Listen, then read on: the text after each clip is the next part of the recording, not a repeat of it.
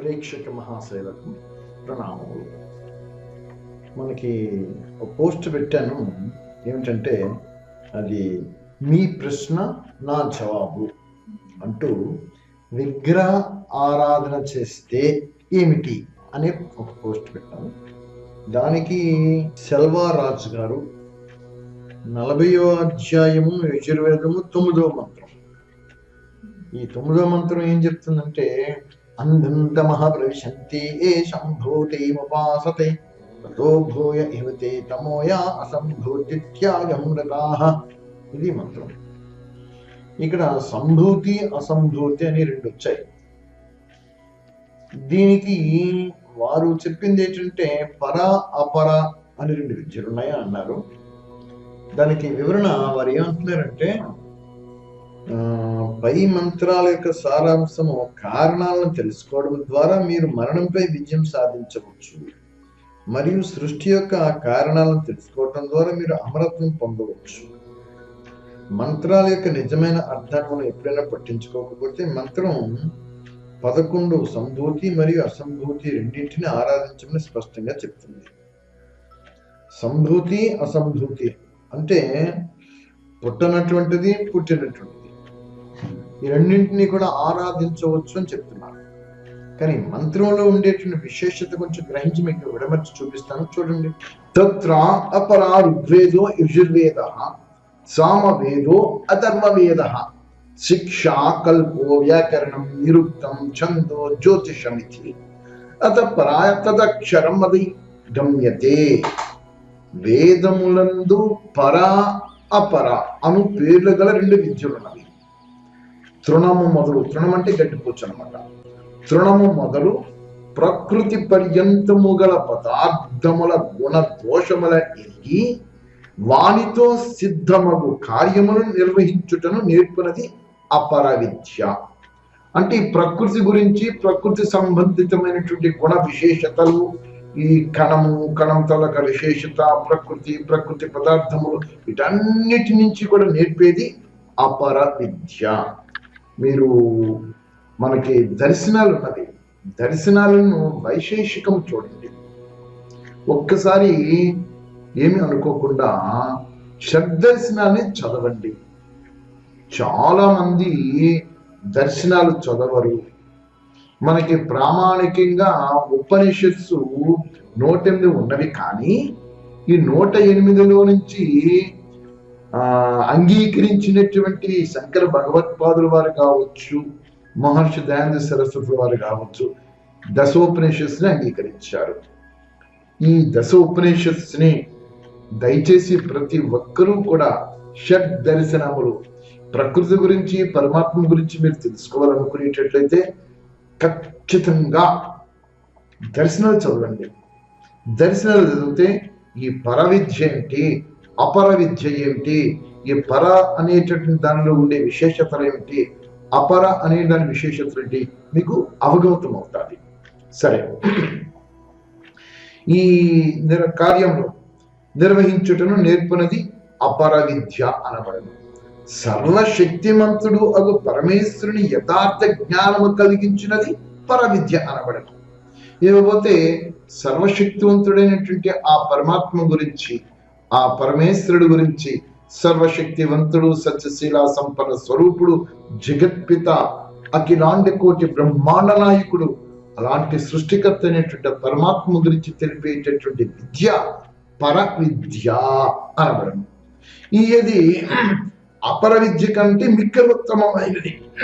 ఉత్తమం ఏది అపర విద్య అంటే ఈ ప్రకృతి తత్వం ఏదైతే ఉందో, ఈ ప్రకృతి తత్వం తాలూకా విద్య ఏదైతుందో దీనికన్నా ఈ పర విద్య అంటే పరమాత్మ గురించి తెలుసుకోవడము, పరమాత్మ యొక్క జ్ఞానము, ఇటువంటి బ్రహ్మ జ్ఞానము గురించి, పరమాత్మ గురించి తెలుసుకునేటువంటిది ఏదైతే ఉన్నదో దానికన్నా ఇది ఉత్తమమైనది. అపర విద్య వలన ఏర్పడు ఉత్తమ ఫలమే పరా విద్య అగును. అది ఈ అపర విద్య దీనివల్ల ఏర్పడే ఫలితం, ఉత్తమ ఫలములు ఏవైతే ఉంటావో ఇవన్నీ కూడా పర విద్యకు సహకరిస్తాయి. ఇదే పర విద్యకు దాని ఫలమే, ఇది ప్రాప్తం చేసుకోగలుగుతాం. ఇక్కడ మీరు చెప్పినది ఏమిటంటే 9వ మంత్రంలో 40వ అధ్యాయము దేవత నుండి సంభూతిని ఆరాధించే ప్రభావం వేరే ప్రభావాన్ని కలిగి ఉంటుందని, అప్పుడు అసంభూతిని ఆరాధించమని విన్నాం. కరెక్ట్. సంభూతి అంటే ప్రకృతి అన్నమాట. ఈ ప్రకృతిని ఆరాధించమని 9వ మంత్రం చెప్పలేదు. ఇదిగా గమనించండి బాబు సెల్వరాజు గారు. అసంభూతి అంటే ఈ సృష్టికి అతీతమైనటువంటి ఒక మహత్తర శక్తి ఉంది, దాన్ని ఆరాధించమని 9వ మంత్రం చెప్పింది. అది మీరు విన్నారు, బాగానే ఉంది. ఆ తర్వాత 11వ మంత్రంలో మళ్ళీ మీరు కొన్ని విన్నామని చెప్పి మీరు 11 చూపించారు, 10ని చూపించారు, 11 చూపించారు. ఈ 10 ఏం చెప్పింది, ఈ 11 ఏం చెప్పింది అనే విషయం దగ్గరికి వచ్చి చూస్తే, సంభూతి కళతో పాటు వినాశ్ కూడా తెలుసు. వినాశ కళను ఆరాధించడం ద్వారా మీరు మరణంపై గెలవవచ్చు, మరియు సంభూతిని కళను ఆరాధించడం ద్వారా మీరు అమరత్వం పొందవచ్చు అని మీరు విన్నారు. ఇక్కడే మీరు గమనించాలి, సంభూతి అంటే ప్రకృతి. ఈ ప్రకృతిని ఆరాధిస్తే అమరత్వం పొందుతామా? అమరత్వం అంటే ఒక్కసారి ఆలోచించండి, దేనికి అమరత్వము? శరీరానిక, ఆత్మక? ఆలోచించండి ఒక్కసారి. ఈ జ్ఞానం ఇది. శరీరం అనేటటువంటిది అమరత్వం ఎలాగ పొందుతుంది? ప్రకృతి ధర్మం ఏమిటి అంటే జననము, మరణము. ఆత్మ అమరత్వము, ఆత్మ శాశ్వతము.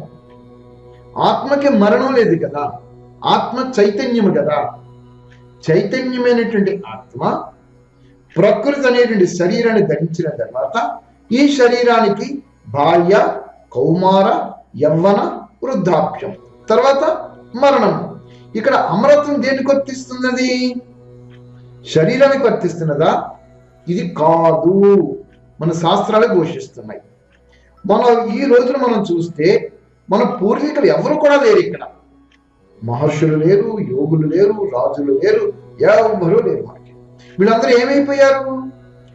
ఆత్మస్వరూపంగా ఆత్మ వేరే చోట ఉంటుంది. ఆత్మ శరీరాన్ని ధరించిన తర్వాత ఈ శరీరానికి మరణం వస్తున్నది. ఇక్కడ జన్మించాను, ఈ స్థానానికి వచ్చినప్పటికి మరణం వస్తుంది. ఈ మధ్య పీరియడే జీవితం కదా. మరి ఈ జీవితంలో నాకు అమరత్వం ఎలా వస్తుంది? భగవద్గీత, సాంఖ్యశాస్త్రం ఇదే చెప్తుంది కదా. అలాగనే దర్శనాలు అవే చెప్తున్నవి కదా, ఉపనిషత్తు ఇవే చెప్తున్నవి కదా. శాశ్వతమైనది ఆత్మ ఈ ప్రకృతి రూపాల పరిణామములో మార్పులు చెందుతూ, జనన మరణాలు, ఈ ప్రకృతి ఈ వివిధ రూపాలతో మార్పులు చెందుతూ వస్తున్నది. కాబట్టి భగవద్గీతలో చాలా శ్లోకాలు ఉన్నవి కదా. నైనం చిందంతి శస్త్రాన్ని నైనం దహతి పావకః నైనం దయంతపో నశోషయతి మారుతః. ఆత్మ శాశ్వతమైనది, ఎటర్నల్, దహించబడదు అగ్నిలో, తర్వాత నీటిలో ముంచబెట్టడదు, ఖడ్గం చేత చేతింపబడదు, గాలిలో అడ్డుపెట్టబడదు. ఆత్మ శాశ్వతం, ఎటర్నల్ అని మనకి భగవద్గీతలో అందరికీ చక్కగా అర్థమైపోతున్నది.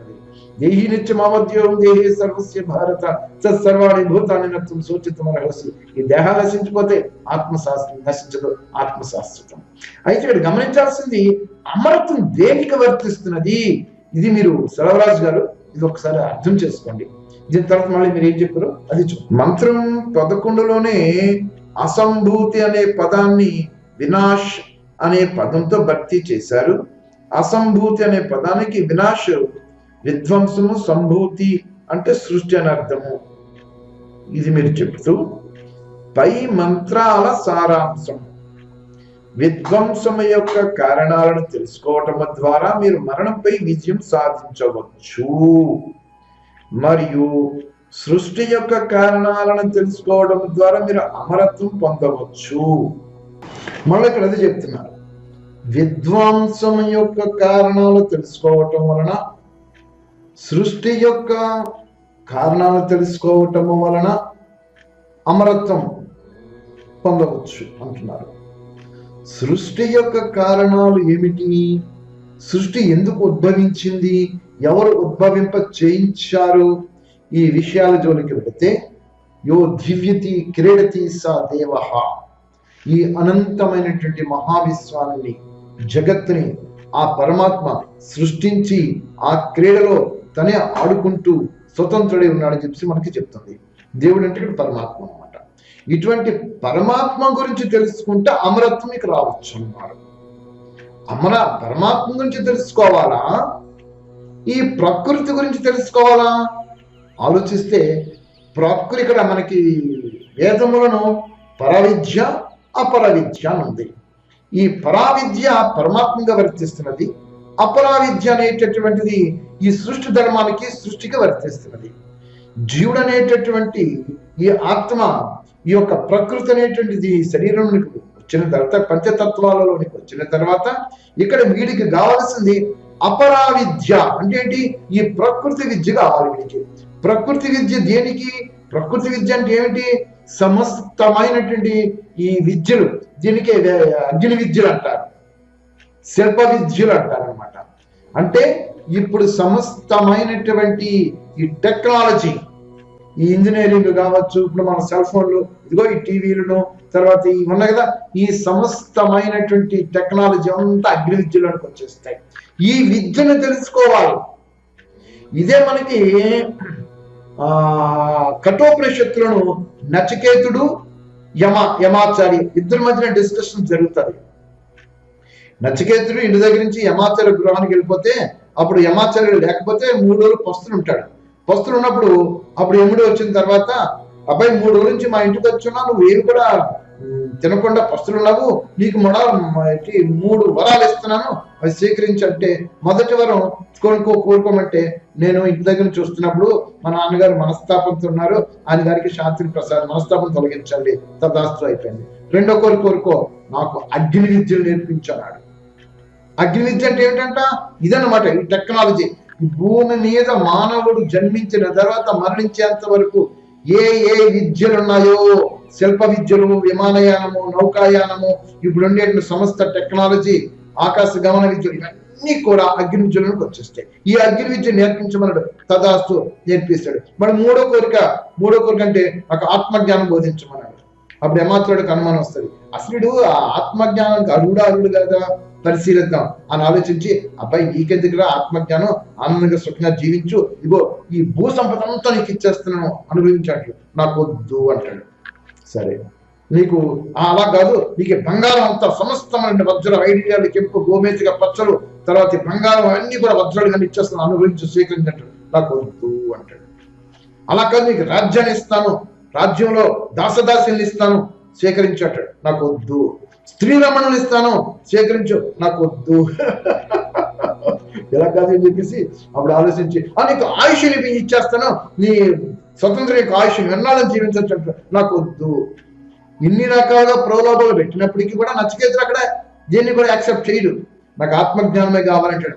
అలాంటి పూర్ణ జ్ఞానాన్ని అక్కడ వాడు ఆత్మజ్ఞానం ప్రసాదిస్తాడు అప్పుడు నచికేతుడికి. అలాగని ఇక్కడ మనకు వచ్చినప్పటికి ఏమిటంటే, శరీరం ఈ ప్రకృతి విద్యలు ఏవైతున్నావో ఇవన్నీ అపర విద్యలే, ఇవన్నీ జీవన మనుగడకు ఉపయోగపడతాయి. ఇలాంటి విద్యలని స్వీకరిస్తే వీటికన్నా ముఖ్యమైనటువంటి పరావిద్య అంటే పరమాత్మ తలక విద్య, పరమాత్మ యొక్క జ్ఞానం, ఆ దాన్ని పొందుకోవాలన్నమాట. అది ఇక్కడ అమరత్వం అన్నారు. ఈ అమరత్వం మరి కొంచెం మీరు ఆలోచించండి, అర్థం చేసుకోండి, మీకు అర్థమవుతుంది. తర్వాత మళ్ళీ మీరు ఏం చెప్తారో అది చూద్దాం. మంత్రాల యొక్క నిజమైన అర్థాన్ని మనం ఎప్పుడైనా పట్టించుకోకపోతే, మంత్రము 11 సంభూతి మరియు అసంభూతి ఈ రెండింటిని ఆరాధించమని స్పష్టంగా చెబుతుంది.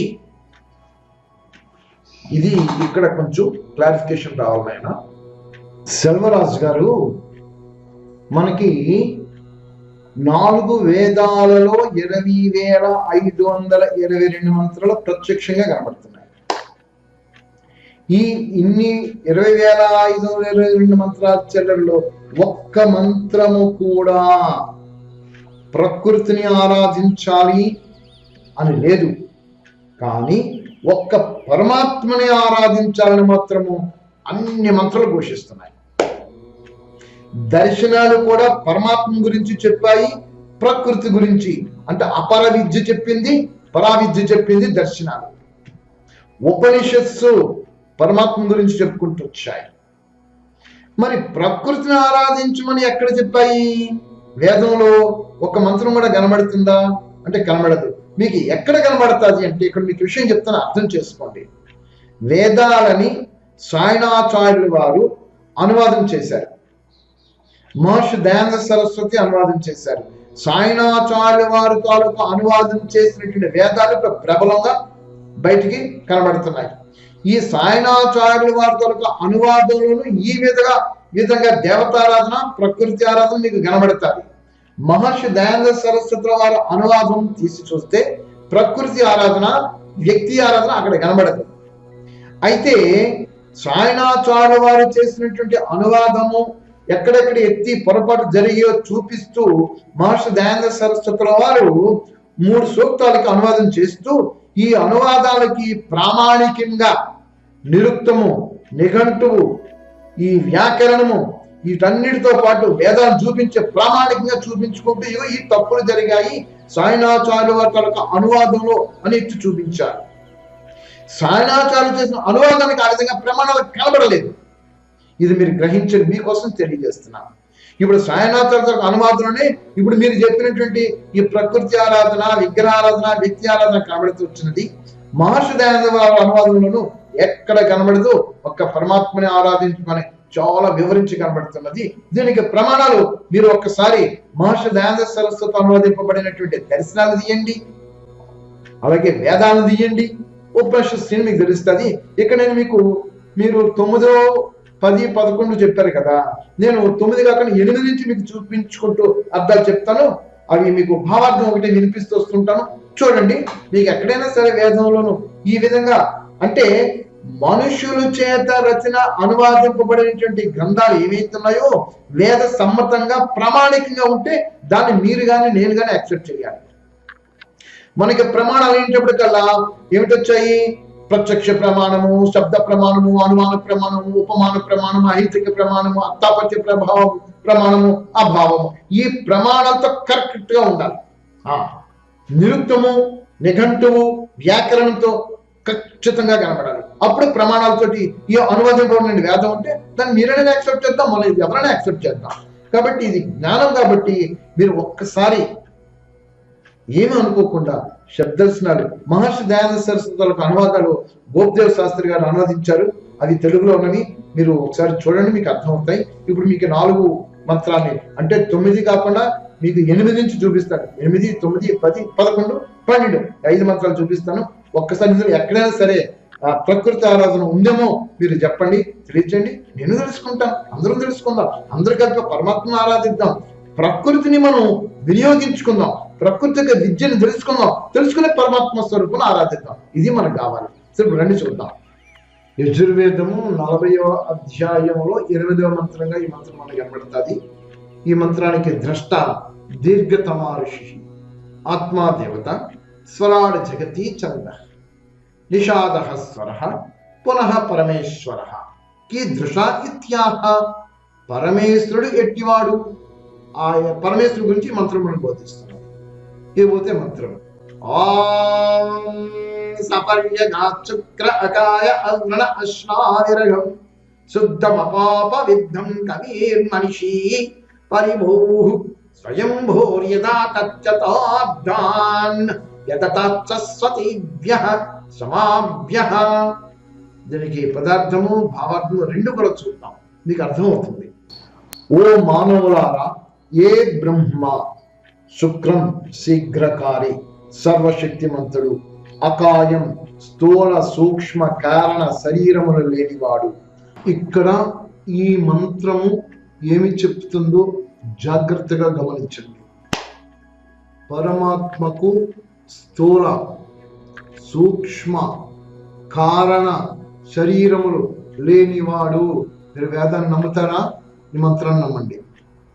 ఈ మంత్రం నమ్మితే ఇప్పుడు జరుగుతున్న వ్యవస్థ ఏం జరుగుతుందో మీకు అవగతం అవుతుంది.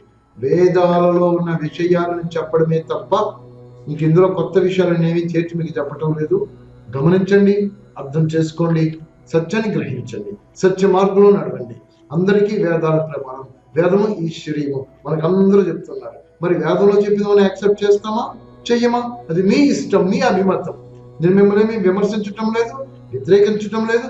నేను వేదాన్ని విశ్వసించాను, వేదాన్ని నమ్మాను, వేదంలో ఉన్న విషయాలు మీకు తిరిగి తెలియజేస్తున్నా, అంతే నా ఈ పాత్ర. అంతమించి ఇందులో నాకు పాత్ర ఏమీ లేదు. నన్ను ఏమని అనుకోవద్దు మీరు నా గురించి. సరే, ఇప్పుడు వినండి.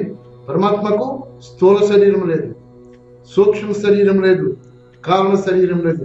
మనకి ఇవో స్థూల శరీరం, అలాగే సూక్ష్మ శరీరం, అలాగే కారణ శరీరం మనకుంటాయి, కానీ పరమాత్మకు ఉండవు. ఇది గ్రహించండి. తర్వాత మళ్ళీ రండి. స్వయం స్థూల సూక్ష్మ కారణ శరీరములు లేనివాడు, ఆవరణం ఛిద్రరహితుడు, మరియు ఛేదించ సాధ్యము కానివాడు, అశ్నావిరం నాడీ మున్నగు వాడితో కూడా సంబంధ రూప బంధనములు లేనివాడు, శుద్ధం అవిద్య మున్నగు దోషములు లేని కారణమున సదా పవిత్రుడు, మరియు అపాపవిద్ధం పాపయుక్తుడు గాని పాపాకారి గాని పాపములందు ఎప్పుడునూ ప్రీతి గలవాడు గాని కాజాలడు. పరి అగాత్ సర్వ దిశల నుండి వ్యాప్తుడు అయి ఉన్నాడు. కలిహి సర్వత్ర సర్వజ్ఞుడు, మనీషి సకల ప్రాణుల మనోవృత్తుల ఎరుగువాడు, పరిభూహు దుష్టులకు పాపాత్మలను తిరస్కరించువాడు, స్వయంభూహు అనాది స్వరూపుడు, అనగా అతడు సంయోగముచే ఉత్పత్తి వియోగముచే నాశము లేనివాడు, మాతాపిదాదుల గర్భవాసము జన్మము వృద్ధి మరణములు మున్నగునవి లేనివాడు. మళ్ళీ ఒకసారి మీకోసం వినిపిస్తాను.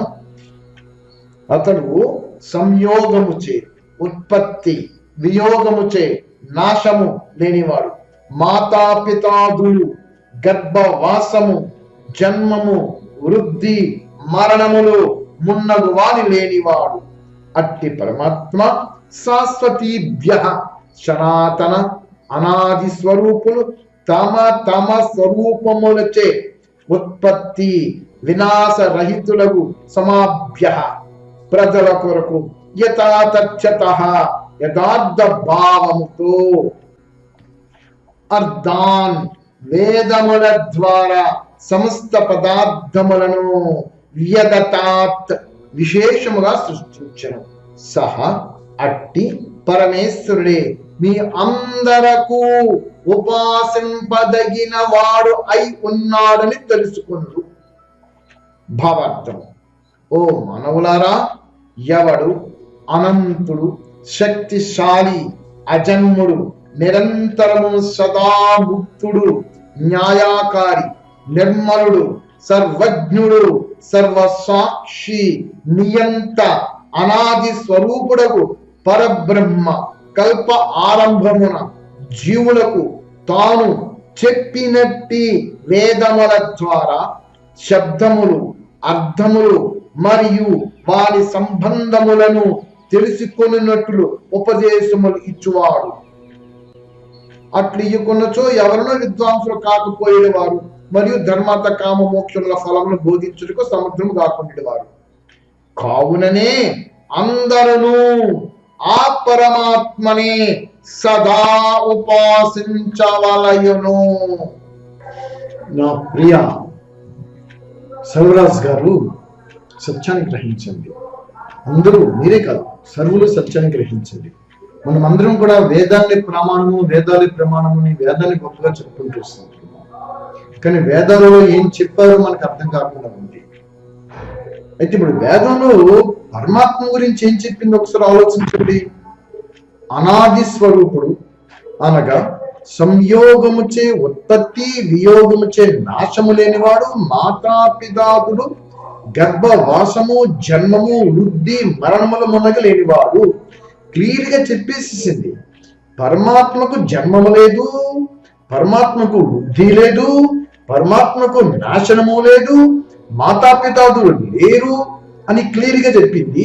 చెప్తూ మరి లాస్ట్ లో ఏమన్నది? ఈ మంత్రం చివరి భాగంలో ఒక్క పరమాత్మనే ఉపాసించవలేను అని చెప్పింది.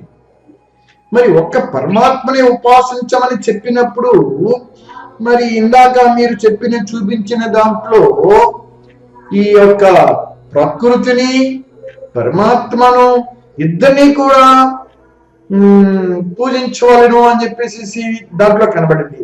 ప్రకృతిని పూజించవలెన అని మీకు ఎక్కడ కనబడింది? ఇది ఎలా అనువాదం అయింది మీకు? ఇక్కడి నుంచి ఒకసారి వివరణతో మీరు ఒకసారి పరిశీలించుకోండి. ఇక్కడ మాత్రం ఈ మంత్రం మనకు అర్థమైంది, ఒక్క పరమాత్మనే ఉపాసించవలయను అని క్లియర్ గా చెప్పింది. కొంచెము నిడివి పెరిగింది, అందుచేత 2 భాగాలుగా విభజన చేశాం. 49 నిమిషాల దగ్గరకు వచ్చేసింది. మొదటి భాగం 25 నిమిషాలు. ఈ మొదటి భాగం పూర్తయింది కదా, రెండవ భాగాన్ని ఇప్పుడు దీని వెంటనే వస్తుంది ఉన్నది, అది కూడా చూడండి. సత్యం గ్రహించండి, సత్యాన్ని తెలుసుకోండి. నమః శివాయ.